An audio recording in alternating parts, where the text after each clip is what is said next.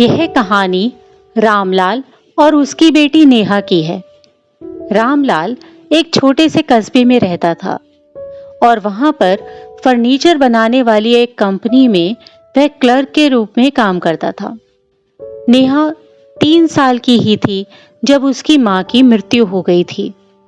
तब से रामलाल हर संभव कोशिश करता कि उसकी परवरिश में किसी तरह की कोई कमी ना आए और वह उसको मां और पिता दोनों का प्यार और देखभाल देने की कोशिश करता।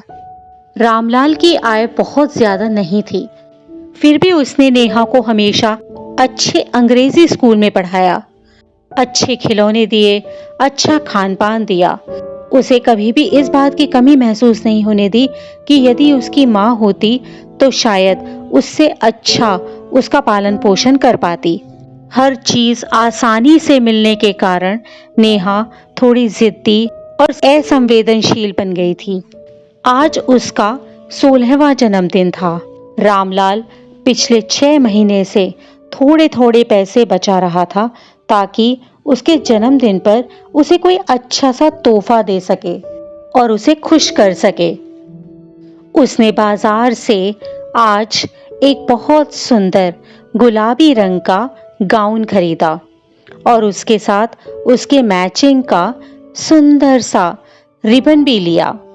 और यह सब सोचते हुए वह घर जा रहा था कि आज नेहा यह सब देखकर कितना खुश हो जाएगी। जब वह अपने घर पहुंचा तो उसने नेहा से कहा, जन्मदिन बहुत बहुत मुबारक हो बेटी। देखो मैं तुम्हारे लिए क्या लेकर आया हूँ और उम्मीद करता हूँ कि तुम्हें यह पसंद आएगा। जरा यह तोहफा खोल कर तो देखो। नेहा ने जल्दी जल्दी वह पैकेट खोला और उस गुलाबी गाउन को देखकर उसने मुंह बना लिया और मुंह पिचकाते हुए बोली, यह क्या है पापा? मैं यह पहनकर अपने दोस्तों के साथ बाहर पार्टी के लिए जाऊंगी क्या? सब लोग मेरा कितना मजाक उड़ाएंगे। और ऐसा कहकर उसने उस गुलाबी गाउन को एक तरफ पटक दिया और बोली, आप रहने ही दो पापा, मैं पुराने कपड़ों में से ही कुछ पहनकर जाऊंगी। वैसे भी मुझे बहुत देर हो रही है। और ऐसा कहते हुए वह तैयार होकर जल्दी जल्दी घर से बाहर निकल गई।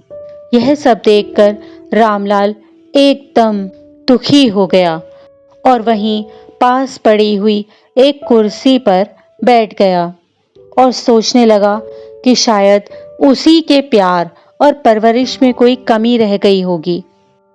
और वहां दूसरी ओर नेहा यह बड़बड़ाती हुई कि अरे यहाँ तो गाड़ी भी नहीं है और अब मुझे टैक्सी से ही अपने दोस्तों के साथ जाना पड़ेगा।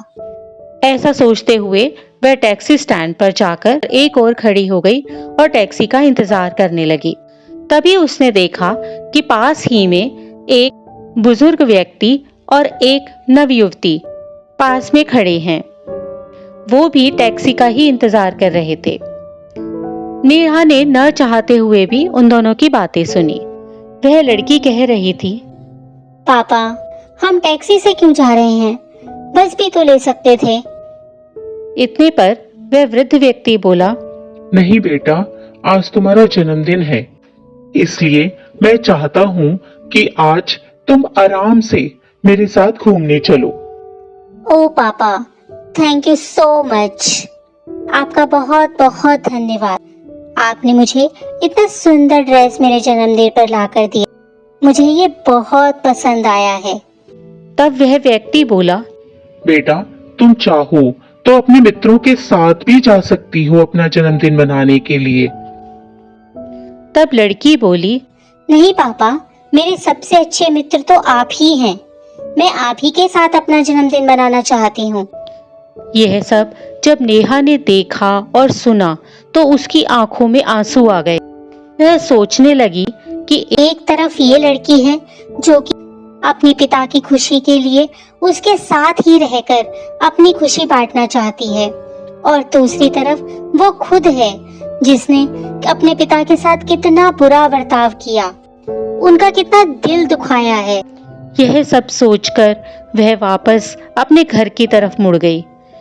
जब वह घर पहुंची तो उसने देखा कि रामलाल सिर झुकाए अभी भी उसी कुर्सी पर बैठे हुए थे और किसी गहरी चिंता में सोच विचार में डूबे हुए थे। तब नेहा ने पिता के घुटनों पर अपना सर रखकर कहा, पिताजी, आप मुझे माफ कर दीजिए।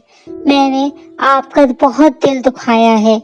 आप कितनी मेहनत करके और पैसे बचाकर मेरे लिए उपहार लाए थे, और मैंने क्या किया, आपकी सारी भावनाओं को 1 मिनट में मिट्टी में मिला दिया।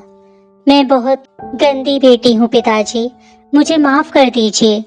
इतना सुनना था कि रामलाल की आंखों में से भी खुशी के आंसू बह निकले। तभी नेहा पूरे उल्लास के साथ उठी और बोली, अब सब ठीक है, चलिए पिताजी केक काटते हैं और जन्मदिन मनाते हैं। तब रामलाल ने कहा, और तुम्हारे दोस्त? तब नेहा बोली, नहीं पिताजी, आज हम दोनों ही एक साथ जन्मदिन मनाएंगे और मैं आगे से आपका बिल्कुल भी मन नहीं दिखाऊंगी। उम्मीद है आप मुझे माफ कर देंगे। रामलाल ने नेहा को गले से लगा लिया और दोनों की ही आंखों से खुशी के और प्यार के आंसू बह निकले।